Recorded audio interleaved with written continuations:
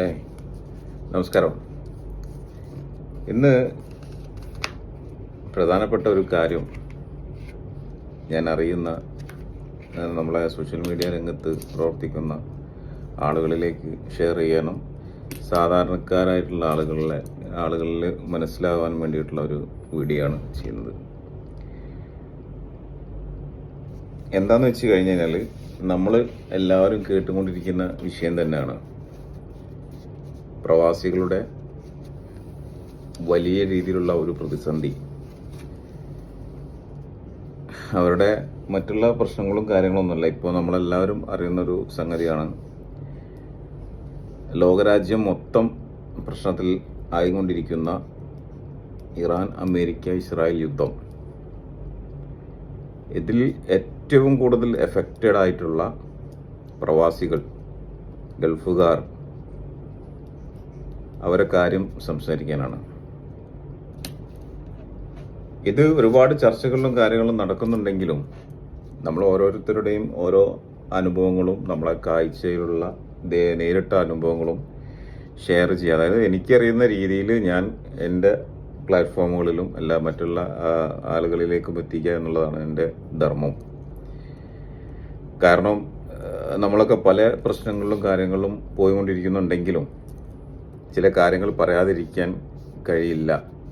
1-2 തവണ ഞാൻ ഇത് വീഡിയോ ചെയ്തിട്ടുണ്ടെങ്കിലും ചില ആളുകളിലേക്ക് മാത്രമേ ഇത് എത്തിയിട്ടേ ഉള്ളൂ. പ്രധാനമായും പറയാനുള്ള കാരണം എന്താണെന്ന് വെച്ച് കഴിഞ്ഞാൽ, ഇപ്പം നിലവിൽ GCC രാജ്യങ്ങളിൽ നടന്നുകൊണ്ടിരിക്കുന്നത്, പ്രവാസികളായ നമ്മളെ എല്ലാ സുഹൃത്തുക്കളും വളരെയധികം പ്രയാസത്തിലാണ്. പ്രത്യേകിച്ച് റിയൽ എസ്റ്റേറ്റ്, അതുപോലെ റെസ്റ്റോറൻറ്റ്, അതുപോലെ ചെറുകിട സ്ഥാപനങ്ങൾ, എല്ലാ രീതിയിലുള്ള മേഖലകളും വളരെയധികം പ്രതിസന്ധിയിലാണ്. ഒന്നാമത്തെ കാര്യം, ഭീമമായ റൂം റെൻറ്റുകൾ, അതുപോലെ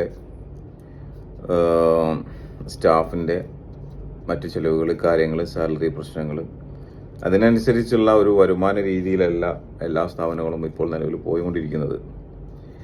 അതുകൊണ്ട് തന്നെ ഇത് ഗൾഫുകാരെ അവരെ കുറച്ച് പൈസ കൊടുത്തിട്ട് സഹായിക്കണമെന്നോ അല്ലെങ്കിൽ അവർക്ക് കുറച്ച് സംഭാവന ചെയ്യണമെന്നുള്ള ഒരു കാര്യമല്ല ഈ വീഡിയോയിലൂടെ ഉദ്ദേശിക്കുന്നത്.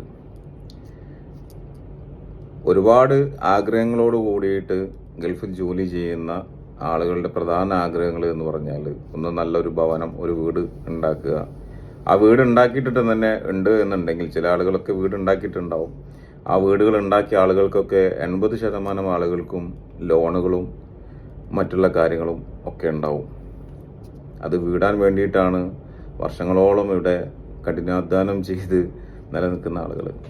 മറ്റു ചില ആളുകൾ എന്ന് പറഞ്ഞാൽ വിവാഹ ആവശ്യങ്ങൾക്ക് വേണ്ടിയിട്ട് എടുത്ത കാര്യങ്ങളുണ്ടാവും.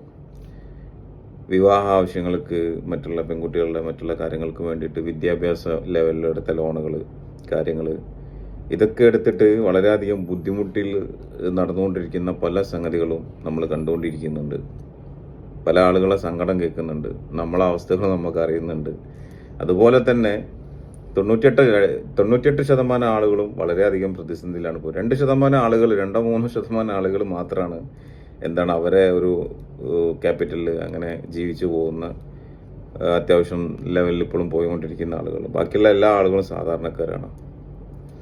ഇവർക്കൊക്കെ ചെയ്യാൻ പറ്റുന്ന കാര്യം എന്ന് വെച്ചാൽ, നമുക്കറിയുന്ന രീതിയിൽ അവർക്ക് വേണ്ടിയിട്ടുള്ള റിക്വസ്റ്റ് കൊടുക്കുക. അതായത് ഗൾഫ് ജീവിതം നയിക്കുന്ന പ്രവാസികൾക്ക് വേണ്ടിയിട്ട് റിക്വസ്റ്റ് കൊടുക്കുക എന്നുള്ളത് മാത്രമാണ്. എന്താണെന്ന് വെച്ച് കഴിഞ്ഞാൽ, ഇപ്പം നിലവിൽ നടന്നുകൊണ്ടിരിക്കുന്ന യുദ്ധകാല ഘട്ടാടിസ്ഥാനത്തിൽ യുദ്ധം തുടങ്ങിയ, അതായത് കറക്റ്റ് പറയുകയാണെന്നുണ്ടെങ്കിൽ 4 മാസവും 17 ദിവസത്തിൻ്റെ മുകളിലായി ഇപ്പം ഇറാൻ അമേരിക്ക ഇസ്രായേൽ യുദ്ധം ആരംഭിച്ചിട്ട്. ഈ കാലയളവ് തൊട്ട് ഇനി പൂർണ്ണമായും ഈ യുദ്ധം അവസാനിക്കുന്ന സമയം വരെ ഒരു മോറിറ്റോറിയം പോലത്തെ ഒരു സംവിധാനം ബാങ്കിൻ്റെ ഭാഗത്തുനിന്നും മറ്റുള്ള ലോൺ സംവിധാനത്തിൻ്റെ ഭാഗത്തുനിന്നും തീർച്ചയായിട്ടും പ്രവാസികൾക്കായിട്ടുള്ള ഒരു അനുകൂലം ഉണ്ടാവണം.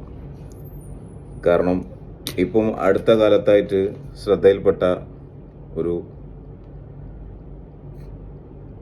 വാർത്ത, എല്ലാവരിലും എത്തിയിട്ടുണ്ടാവും. എന്തെന്ന് വെച്ച് കഴിഞ്ഞാൽ നമ്മളെ ഒരു പ്രവാസിയായിട്ടുള്ള ഒരു വ്യക്തി മരണപ്പെട്ടു. അതിൻ്റെ ബാക്കിലുള്ള കഥ എന്താണെന്നുള്ള അറിയില്ല, പക്ഷേ വാർത്തയിൽ വ്യക്തമായിട്ട് കൊടുക്കുന്നുണ്ട്. എന്താണെന്നുള്ളത് ഞാൻ കാണിച്ചു തരാം. ഓക്കെ,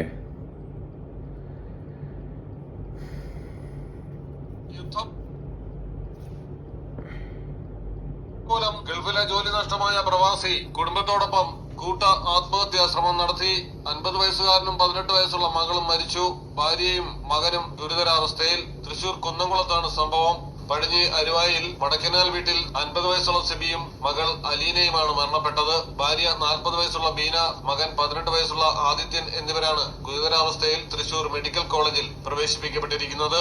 4 പേരും വിഷം കഴിച്ചാണ് ആത്മഹത്യക്ക് ശ്രമിച്ചത്. തുടർന്ന് സിബി വീട്ടിലെ കിണറ്റിൽ ചാടുകയായിരുന്നു. അമ്മയെയും മകളെയും വീടിനുള്ളിൽ തൂങ്ങിയ നിലയിലാണ് കണ്ടെത്തിയത്. വിഷം കഴിച്ച ശേഷം ഇരുവരും തൂങ്ങിയതാകാമെന്നാണ് നിഗമനം. വീട്ടിലേക്ക് വരണമെന്ന് ആദിത്യൻ അയൽവാസിയോട് പറഞ്ഞതോടെയാണ് സംഭവം പുറംലോകം അറിയുന്നത്. കുന്നംകുളം പോലീസ് എത്തുമ്പോഴേക്കും സിബിയും മകളും മരണപ്പെട്ടിരുന്നു. ഖത്തറിൽ ഗ്രാഫിക് ഡിസൈനറായി ജോലി ചെയ്യുകയായിരുന്നു സിബി. യുദ്ധക്കെടുതി രൂക്ഷമായതോടെയാണ് ജോലി നഷ്ടപ്പെട്ടതും ശനിയാഴ്ച നാട്ടിലെത്തിയതും. അലീന നീറ്റ് പരീക്ഷ കഴിഞ്ഞ് നിൽക്കുകയായിരുന്നു. ആദിത്യൻ ബിടെക്കിന് ചേരുകയും ചെയ്തിരുന്നു. ജീവിതം മതിയായി ഞങ്ങൾ ആത്മഹത്യ ചെയ്യുന്നു എന്ന് എഴുതി വെച്ച മരണക്കുറിപ്പും വീട്ടിൽ നിന്ന് പോലീസ് കണ്ടെടുത്തു. മലയാളം ടെലിവിഷൻ, തൃശൂർ. അപ്പം ഇങ്ങനെ ഓരോ സംഗതികളും നമ്മൾ അറിയുന്ന സമയത്ത് നമുക്ക് അതിനെക്കുറിച്ച് സംസാരിക്കാണ്ടിരിക്കാൻ കഴിയില്ല. കാരണം അയാൾ ഒരുപാട് ആഗ്രഹത്തോട് കൂടിയിട്ട് അവരെ മക്കളെ വിദ്യാഭ്യാസം, അതുപോലെ പല കാര്യങ്ങളും അതിലുണ്ടാവാം.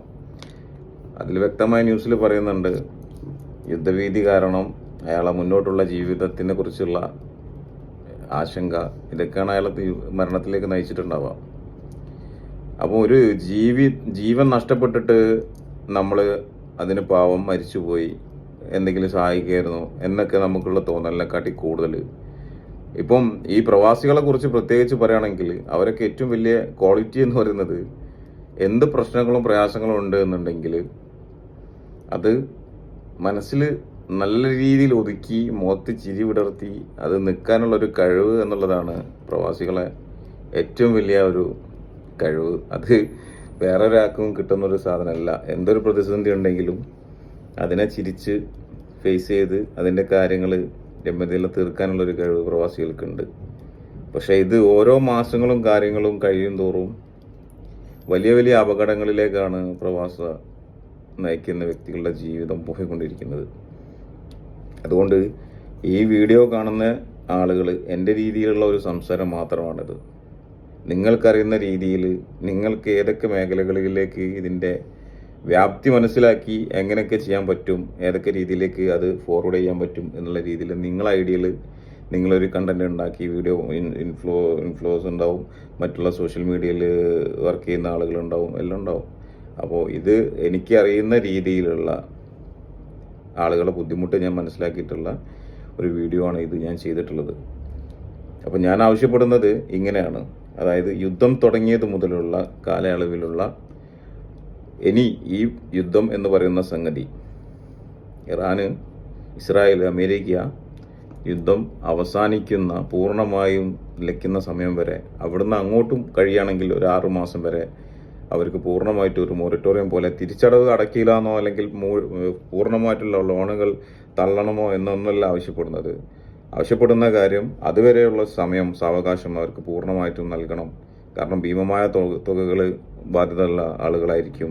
ഇപ്പോൾ നിലവിൽ നടന്നുകൊണ്ടിരിക്കുന്ന ഇവിടെ നടത്തുന്ന ഓരോ സ്ഥാപനങ്ങൾക്കും നാട്ടിൽ നിന്ന് എത്രത്തോളം അറിയുന്ന ആളുകളുണ്ടോ അത്രത്തോളം അറിയുന്ന ആളുകളോടൊക്കെ പണം കടം വാങ്ങി അതിൻ്റെ ഇവിടുത്തെ ബിസിനസ്സുകളെ നിലനിർത്തിയിട്ട് പോകാൻ വേണ്ടി ശ്രമിക്കുന്ന ആളുകളുണ്ട്. അപ്പം ഞാൻ ഇതൊരു രാജ്യത്തിന് എതിരായിട്ട് പറയുക അല്ലെങ്കിൽ മറ്റുള്ള കാര്യങ്ങളൊന്നുമല്ല. പക്ഷേ നിജസ്ഥിതി അത് ഒരു രാജ്യത്തിൻ്റെ എന്നല്ല, ഗൾഫ് കൺട്രി, ഓൾ കൺട്രീസ് പ്രശ്നമാണ് ഞാൻ പറയുന്നത്. കാരണം എല്ലാ രാജ്യത്തും നമ്മളെ സുഹൃത്തുക്കളുണ്ട്. ഓരോ വ്യക്തികൾക്കും സെയിം സിറ്റുവേഷൻ, സെയിം സാഹചര്യങ്ങൾ എല്ലാമാണ് കടന്നു പോകുന്നത്. അപ്പം രണ്ടാമത്തെ കേസ് എന്ന് പറയുകയാണെങ്കിൽ ആവശ്യങ്ങൾ എന്ത് പറഞ്ഞാലും ഇല്ല എന്ന് പറയാൻ ഒരിക്കലും നമ്മളെ വീട്ടിലെ ഒരു ആവശ്യങ്ങൾ പറയുകയാണെന്നുണ്ടെങ്കിൽ അത് ഇല്ല എന്ന് പറയാൻ ഓപ്പോസിറ്റുള്ള ഒരു വ്യക്തിക്ക്, ഗൾഫിലുള്ള ഒരു വ്യക്തിക്ക് കഴിയില്ല. അതുകൊണ്ട് വീട്ടുകാർ പ്രത്യേകം ശ്രദ്ധിക്കണം. അത്യാവശ്യമുള്ള സാധനങ്ങൾ കാര്യങ്ങൾ മാത്രം ആവശ്യപ്പെടുക. അവരുടെ സിറ്റുവേഷൻ ഇപ്പം അങ്ങനെയാണ് കടന്നു പോയിക്കൊണ്ടിരിക്കുന്നത്. അതുകൊണ്ട് നമ്മൾ അവരെ ബുദ്ധിമുട്ടുകൾ പൂർണ്ണമായിട്ടും പറഞ്ഞു തരണമെന്നില്ല. എന്തൊക്കെ സാഹചര്യം എന്നുള്ളത് അത് വിശദീകരിക്കണം എന്നില്ല. എന്ത് പറഞ്ഞു കഴിഞ്ഞാലും മക്കളാവശ്യമാവട്ടെ, അല്ലെങ്കിൽ ഉമ്മമാരാവശ്യമാവട്ടെ, പെങ്ങന്മാരാവശ്യമാവട്ടെ, ഏത് സാഹചര്യത്തിലും അതിന് നോ എന്ന് പറയാൻ അവരെ കൊണ്ട് സാധിക്കില്ല. അതുകൊണ്ട് അവരെന്തായാലും എന്തും ഏറ്റെടുത്തിട്ട് അതെങ്ങനെയെങ്കിലും കടങ്ങൾ വാങ്ങി നികത്താൻ വേണ്ടി നോക്കും. അത് കൂടുതൽ ബാധ്യതകളിലേക്ക് പോവുകയാണ് ചെയ്യുന്നത്. അപ്പോൾ അതുകൊണ്ട് നിങ്ങൾ വീട്ടുകാരും മറ്റുള്ള നമ്മളെ ബന്ധപ്പെട്ട ആളുകളും എല്ലാ ആളുകളും അവരെ മാക്സിമം സപ്പോർട്ട് ചെയ്യേണ്ട ഒരു സാഹചര്യമാണ് ഇപ്പം പോയിക്കൊണ്ടിരിക്കുന്നത്.